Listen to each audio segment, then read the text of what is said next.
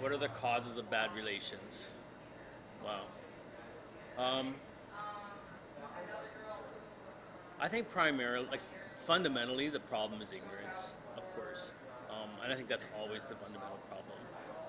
When I spent right around 9/11, I was working with young offenders who were in custody, not allowed to be on the streets, but were not in a jail setting. They were in a house, like a halfway house kind of place, waiting court dates. And it's like 15 boys, and usually it broke down to about they would be like half Muslim boys and half everybody else in a sense, because very few of the Christian boys actually practiced any kind of religious practice. Right after 9/11, like the classroom became explosive most of the time, and it fundamentally came down to ignorance. These guys were all like friends in the sense of like as much as you can be friends in a jail setting. Like you have your hierarchies, your Darwinian nonsense going on, but they have to like be in close contact with each other on a daily basis and share bathrooms, and we go to the gym and we have a classroom and all that stuff. So they get to know each other and like each other more or less most of the time, right? But right after 9/11, we had a boy from Scarborough who was originally from Egypt, and we had this young man who was just from outside of Aurelia, who had been basically found by the police. He'd never been to school in his entire life. He just wasn't even registered as a person in Canada, and he got caught doing a break and enter. And then he was basically this feral, illiterate, like really classic, like from the woods guy.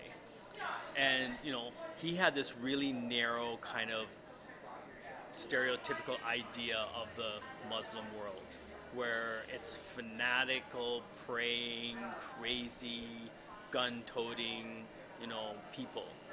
And he just exploded in class, and it's like, someone just needs to go over there and bomb the shit out of them. And then you had this, Egyptian young man from Scarborough who was actually very articulate and had really good grades in school, but got caught up in a bunch of neighborhood nonsense that just because he needed to like it was more important for him to connect with the other local boys than connect with like than do the right thing, and like, at that moment he got himself in a situation where he ended up having to go to like court, and he was because of the crime. It was a violent crime. He wasn't part of that violent crime, but he was part of the larger group. They didn't get bail. So he like tried really hard to get this other guy to understand that what happened at 9/11 is not representative of the Muslim world, and that there's like anywhere, like he tried to use the Ku Klux Klan as an example of Christian craziness, um, you know Hindu extremism, all that. And it just the whole classroom like very quickly polarized around the two guys, because it was such an emotional thing. And as the teacher, trying to like let them talk it through in that kind of like conflict resolution way, and like, hearing what everybody has to say, you could really see how you know nobody knows the other side at all, especially here looking at there. It really is us and other in that kind of academic language, where we know nothing about them. We know nothing about their cultures. We just think there's one culture, like that stretches basically from India all the way through to Turkey or something, and that there's no variations, and that you're either Middle Eastern or you're Indian, basically idea, right?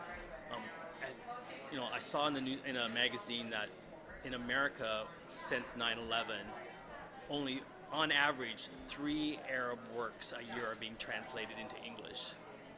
Like we're so creating separation from each other into these like two fundamentalist camps of Iran on one, what I call like on one end of this teeter totter, and American kind of like imperial Christianity thing on the other teeter totter, and the rest of us are in the middle somewhere, trying to figure out what it all means.